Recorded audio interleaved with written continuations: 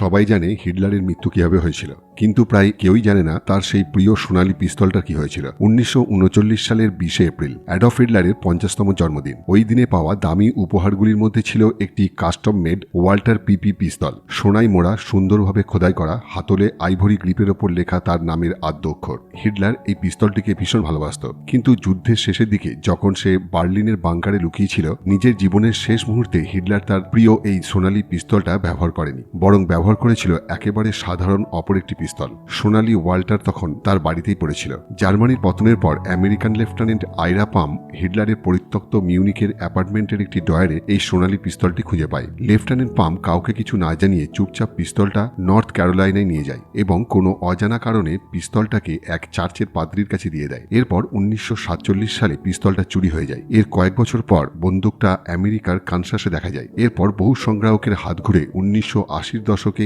এক অজ্ঞাত পরিচয় সংগ্রাহক প্রায় $1 লক্ষ এই বন্দুকটি কেনে। এরপর এই সোনালী পিস্তলকে আর দেখা যায়নি। এই বন্দুকের কোনো সরকারি নথিও নেই। একেবারে উধাও হয়ে যায় হিটলারের প্রিয় সেই সোনালী ওয়াল্টার পিপি পিস্তলটা।